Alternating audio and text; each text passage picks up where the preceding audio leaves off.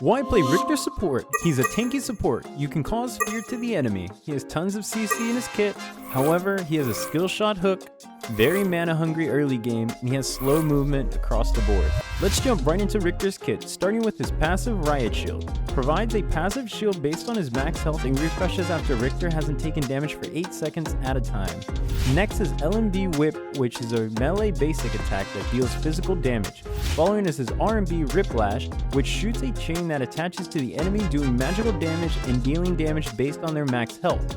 His Q Shock Therapy whips a chain that silences all enemies hit and deals magical damage.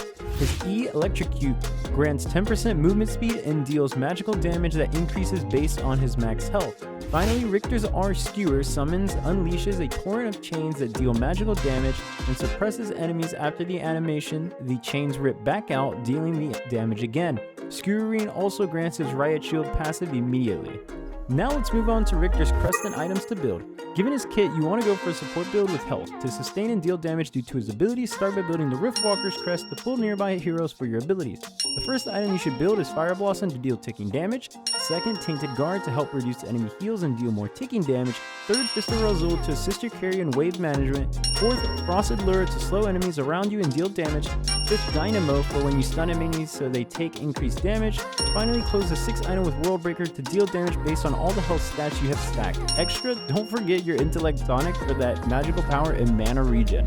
For skill orders, start with RMB, Q, then E, while then upgrading RMB, E, and finally Q while taking ult whenever you can. In the early game, you want to focus on getting your crest. Also, whenever possible, hit your hooks. I usually like to counter hook, meaning when enemies have burnt their abilities or the support tried to CC and failed to capitalize on it, ASAP. In the mid-late game, focus on helping to secure objectives. Stand your ground and be aggressive. When possible, you can easily initiate fights as well, as you can help with team fights, so make sure you're present, support the main player on your team, and rotate to objectives in a timely manner as you play a major role in securing them. Now how to best use Riktor's abilities.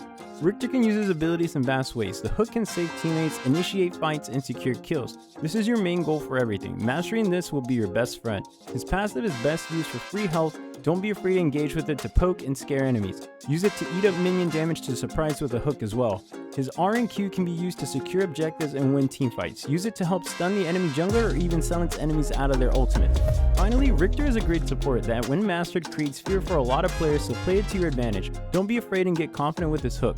Hopefully you enjoyed the video. If so, please follow, like, comment, and subscribe for more.